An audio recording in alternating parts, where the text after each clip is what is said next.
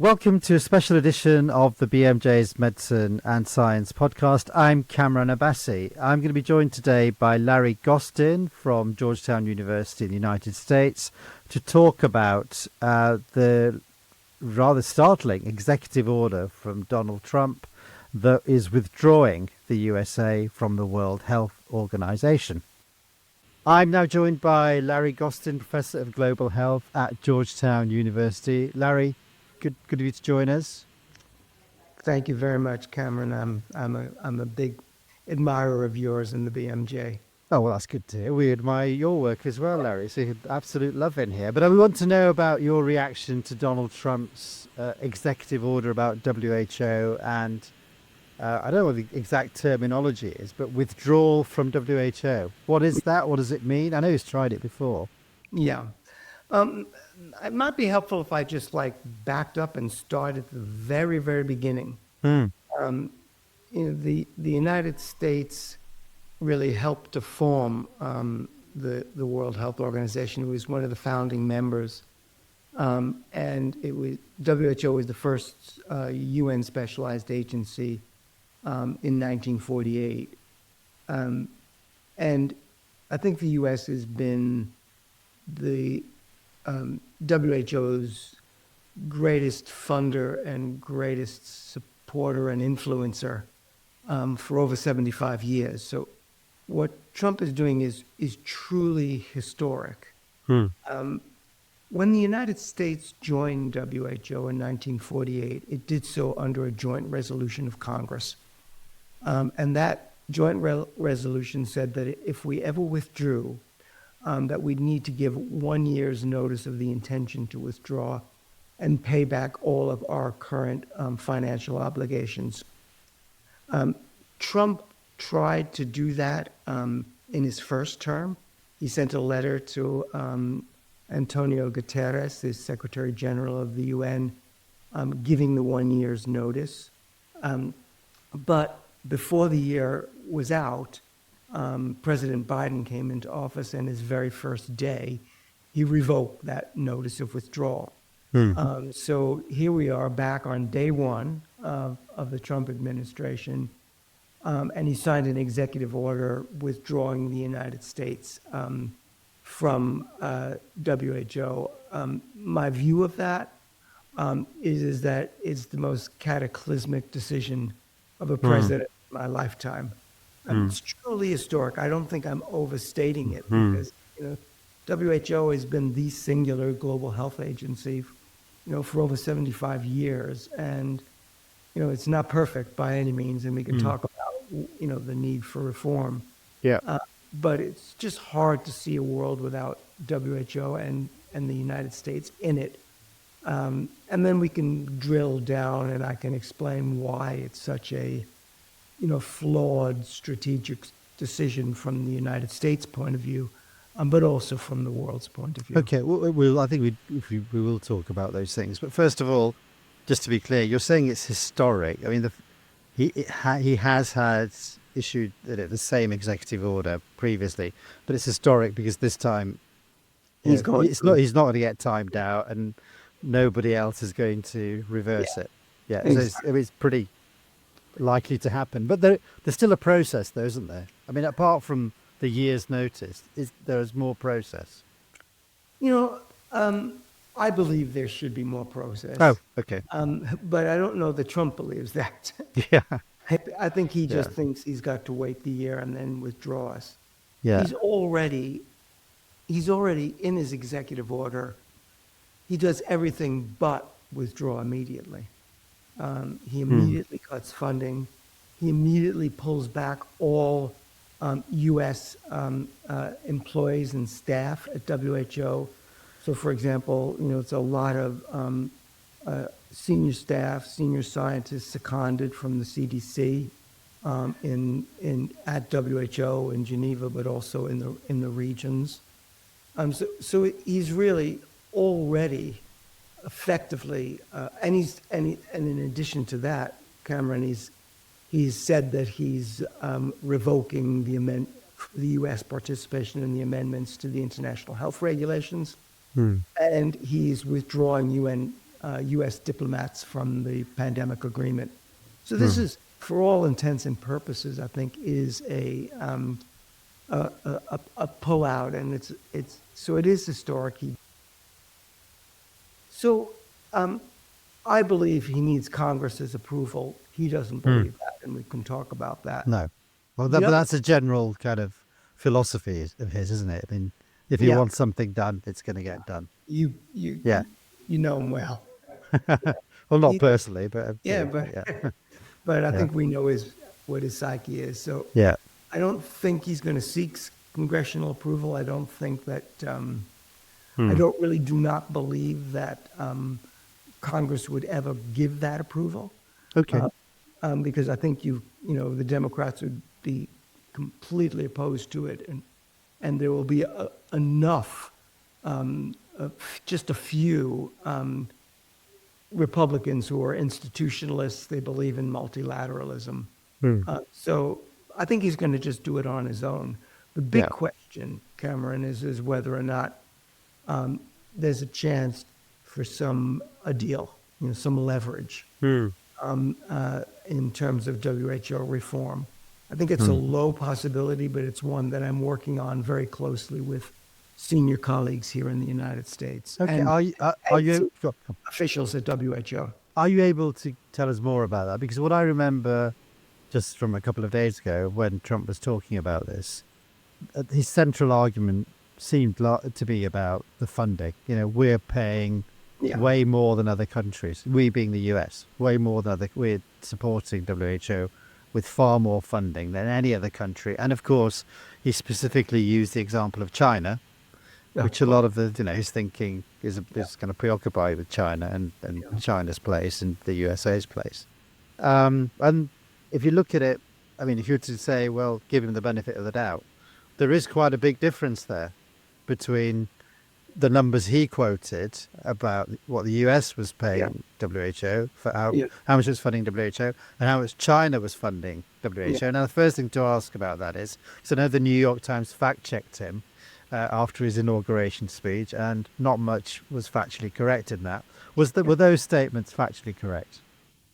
It depends on how you slice it. I mean, he was using per capita funding, and China has a huge population. But let me talk a little bit about China, talk a little bit about funding, and Trump's view of that. There've been successive U.S. administrations that have wanted reform of WHO in terms of transparency, financial oversight, accountability. Those things are real. I mean, I think WHO has done a lot to address those, but those things are not unreasonable. But Trump, first of all, says that China has had an undue influence on WHO. And, I've worked with WHO very closely for, close to 40 years. And I can say quite unequivocally that the United States has had far more influence over WHO than China ever has. But the irony is if we leave, we cede leadership and influence to China. So I think he's flawed on that. Yeah, but it becomes self-fulfilling. But also, Yeah. I suppose his reference point, and you mentioned the pandemic, is the events around the origins of the of SARS-CoV-2. Yeah, and I'm glad you asked about that because, was China a malign actor during COVID-19? I believe absolutely so. I don't think they accurately reported human-to-human transmission at the beginning. They have blocked independent investigations of the origins of SARS-CoV-2. But it's hard to say that that's WHO's fault. WHO has no power to force China or any country to do what they want to do. They don't have power to force them to accept independent scientists into their own jurisdiction. And I know Tedros really well, and Tedros being the head of WHO, the head of general. WHO, I think a really excellent director general.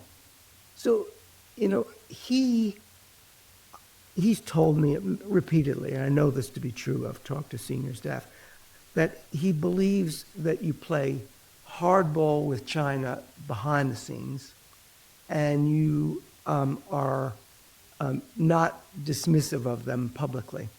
And he's, Tedros is a diplomat. He was the foreign minister of Ethiopia. I can't fault that. I would have done it differently if I were him. I probably would have said, China has reported this, but we can't independently verify it, and we don't believe it to be true. But I understand what he did.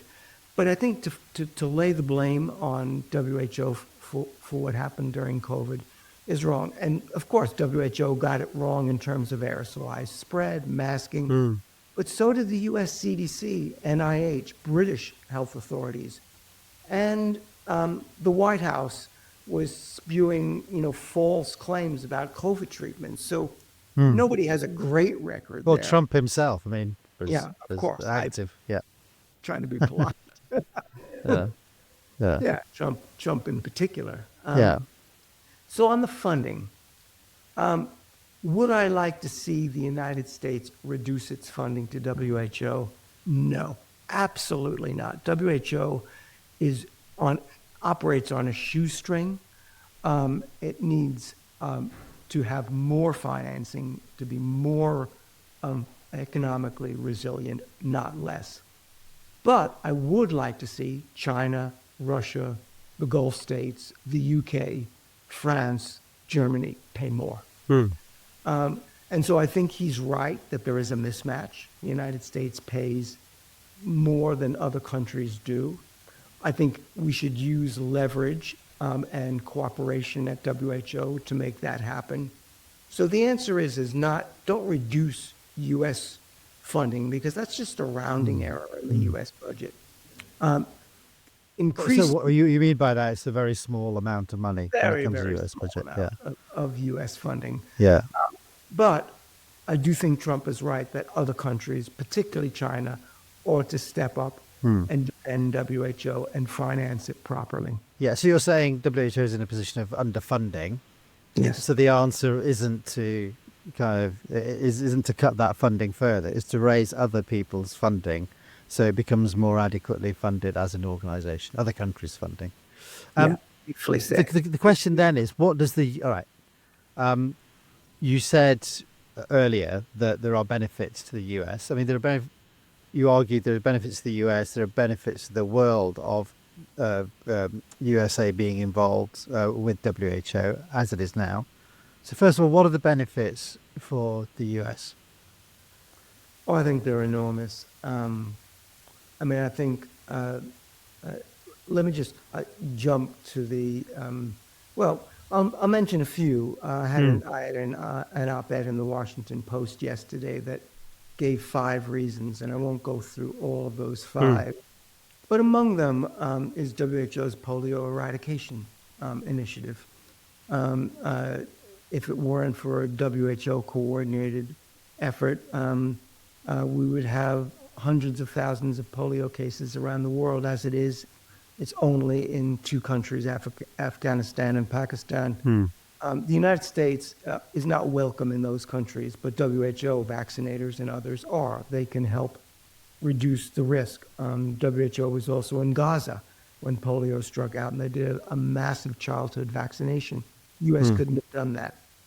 With childhood vaccinations in the United States dropping, particularly with Robert F. Kennedy Jr. likely to be the Secretary for Health and Human Services, our kids are not protected. And so we do need high immunization rates. I gave polio as an example, but the expanded child immunization program of WHO also provides this kind of global herd immunity against these childhood diseases and benefits. So that's the point. It's the global work of WHO that the US is then benefiting from. It's the argument, that was very clear in the pandemic that, these illnesses, these communicable diseases, that they're not restricted by borders.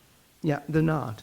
And one of the things I mentioned on PBS TV yesterday was, Trump, may think that he can kind of close the border, the southern border against immigrants, but you can't close America's border against a pathogen. America is kind of one of the world's greatest destinations and transportation hubs. Novel viruses can get to the U.S. shores within 24 to 48 hours. That's the world we live in. Hmm.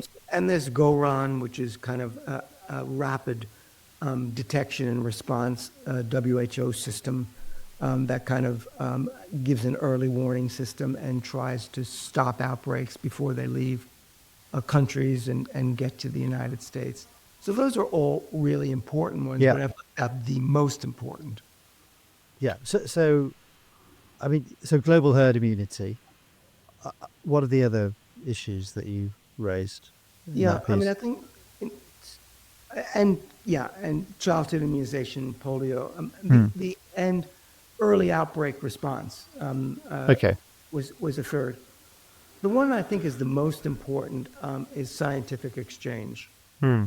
I've worked very closely with UN, U.S. leaders on this. I've worked at WHO. I'm on the IHR review committee, the International Health Regulations Review Committee at WHO. And the U.S., along with its partners like the U.K., France, Germany, during the pandemic treaty negotiations and the international health regulation negotiations, they pushed for one thing beyond anything, and that was free, open, and rapid scientific exchange.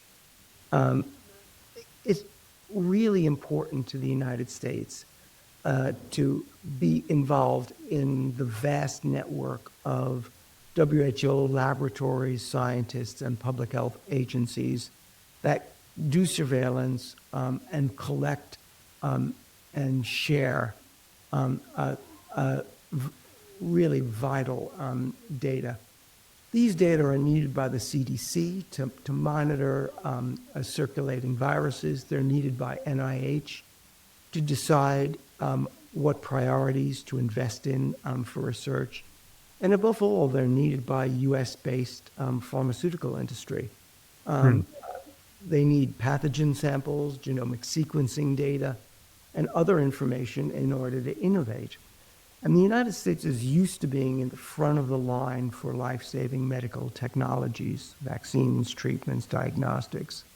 And we were with Operation Warp Speed during Hmm. COVID-19. I think the American public might get a rude awakening if we became near the back of the line because we weren't able to rapidly gain access to data, rapidly innovate, and Hmm. bring these technologies to the market.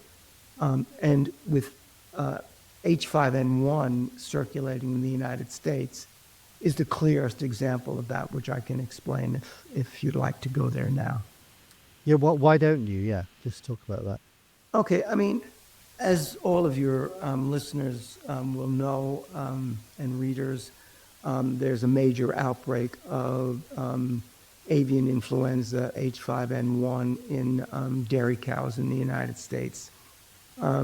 Many of us believe that's only a mutation or two away from perhaps spilling over to more efficient human-to-human transmission. The WHO runs what's called GISRIS, the Global Influenza Surveillance and Response Program.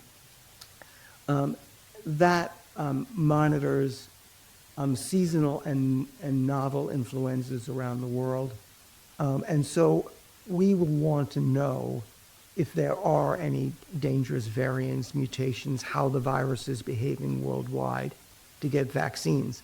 But even in the most mundane way, every single year, U.S. residents roll up their sleeves and get an updated COVID vaccine and an updated influenza vaccine. We get that update through WHO laboratories and Yeah. surveillance Yeah. and GISRIS. And so that would be a huge self-inflicted wound to the United States. Okay, and I'm sure there are more reasons, Larry. Let's talk a little bit about how the world benefits from the USA's involvement in WHO. I mean, in a nutshell, what are the reasons? Well, first and foremost is funding. Yeah. and Yeah. we fund WHO. But let's not forget also that in addition to um, uh, kind of literally canceling out all U.S. funding of WHO, which is, roughly, 20% of its budget, Hmm. hollow out the agency. In addition to that, Trump ordered in the same executive order a 90-day moratorium on all U.S. international assistance for health. Oh. And he's threatened PEPFAR, the Global Fund, Hmm. the Gavi Alliance. So what's at stake is not just WHO's vibrancy and ability to act. It's also, the major global health programs in the world for AIDS, TB, malaria, just to name a few. There's going to be massive cuts and new regulations for sexual and reproductive health, which are necessary for the fight for STDs, HIV, and the like. So, all in all, the turning off a spigot of funding of U.S. Participation at WHO and more globally will be an enormous vacuum. And I recently returned from Berlin, and I can tell you that European Union leaders, German leaders, French leaders, UK leaders who were at my meeting, there's no political appetite for those countries to step in and rescue WHO now because they're undergoing their own problems in every country. Okay. Well, I mean, so being clear, there will be a major impact Yeah, if this goes through, which looks like, what's I going to think stop so. it. So then the questions are, uh, is there a way to potentially stop this from going through? And then secondly, um, you you're not making WHO sound like an attractive proposition when you say other countries. We understand, other countries are in financial difficulties themselves. But is that a value judgment on WHO, and how might WHO be better placed to attract that funding? Yeah, what a great point. I have to admit that WHO's reputation is tarnished, and it has been since COVID-19. Hmm. So I think it's a combination of both not stepping up for WHO in this new global environment of populism and nationalism.